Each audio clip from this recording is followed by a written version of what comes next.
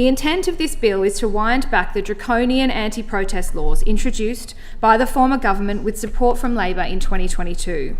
These anti-protest laws sought to criminalise peaceful protest and make it harder for people to assemble in public places, including on roads and in declared major facilities, including train stations and most recently metro stations, that have typically been associated with peaceful protests and gatherings.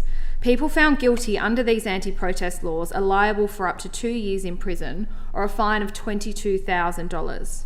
The chilling effect of these heavy-handed and undemocratic laws cannot be understated.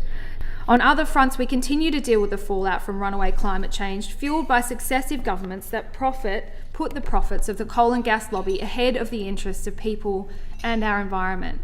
Again, people have every right to express their frustration and their opposition to these decisions.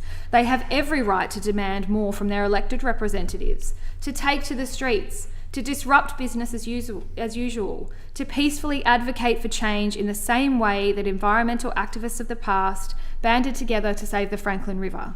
It's movements like this that have shaped our society and that will continue to shape our future. If we truly value democracy and freedom of political communication, we cannot allow these draconian anti-protest laws to stand. We must ensure a healthy and mature democracy that engages with, respects and facilitates political expression outside of the ballot box.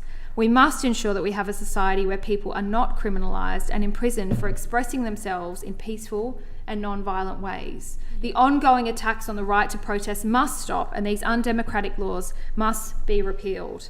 I'd just like to take a moment to thank the many organisations who have continued to call on successive governments to protect the right to protest, and the many protesters who have fallen afoul of these laws and put themselves on the line to press for important social change. I commend this bill to the House. Yeah.